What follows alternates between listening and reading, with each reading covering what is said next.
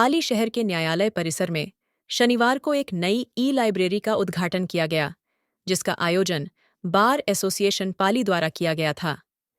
इस महत्वपूर्ण कार्यक्रम में सर्वोच्च न्यायालय के न्यायाधीश पंकज मित्तल, हाई कोर्ट जज चंद्रशेखर, राजस्थान के एडवोकेट जनरल राजेंद्र प्रसाद और पाली डिस्ट्रिक्ट जज राजेंद्र कुमार विशेष रूप से उपस्थित रहे। न्यायाधीश पंकज मित्तल और अन्य गणमान्य व्यक्तियों ने फीता काटकर लाइब्रेरी का उद्घाटन किया। इस अवसर पर न्यायाधीश पंकज मित्तल ने कहा कि वकीलों के लिए कानून की जानकारी अद्यतित रखना अत्यंत आवश्यक है और यह ई-लाइब्रेरी इस दिशा में उन्हें महत्वपूर्ण सहयोग प्रदान करेगी। बच्चों के बीच में आना ऐसा लगता है जैसे कि किसी पार्क में गुलशन में आ गए हैं और गुलशन फूलों से भरा रहता है।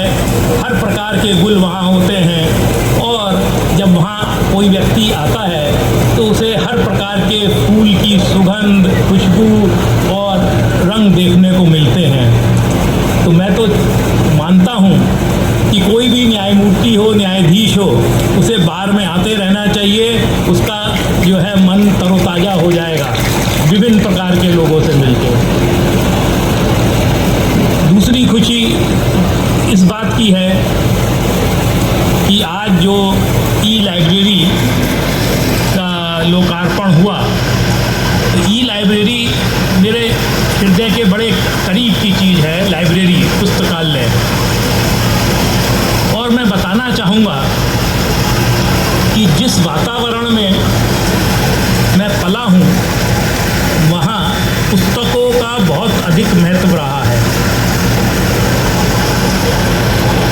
मेरे पिताजी, उनकी बहुत अच्छी लॉ लाइब्रेरी थी जो उनको अपने पिताश्री से प्राप्त हुई, उसमें उन्होंने विस्तार करा। लेकिन साथ के साथ उनकी एक साहित्यिक लाइब्रेरी भी थी जो हिंदी अंग्रेजी दोनों पुस्तकें उसमें सम्मिलित थी। और उस लाइब्रेरी को हम एक बहुत अच्छे तरीके से अपने स्तर से चलाते थे और उसका नाम हमने दिया हुआ था मित्तल लाइब्रेरी। आज भी हमारे जो नेटिव प्लेस है मेरठ, उसमें मित्तल लाइब्रेरी की पुस्तकें जगह जगह हर घर में या बहुत सी विद्यालयों की लाइब्रेरियों में आपको देखने को मिल सकती हैं। हम पूरे परिवार के बच्चों का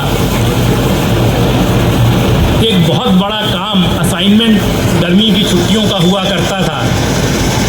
सब बच्चे मिलकर पूरी लॉ लाइब्रेरी और साहित्यिक लाइब्रेरी जो भी है उसकी किताबों को अलमारियों से निकालते थे, धूप दिखाते थे, अलमारियों की सफाई करते थे, उसमें गैमेक्सीन या और कीटनाशक दवाइयाँ डालते थे और फिर उन किताबों को वापस अलमारी में लगाते थे।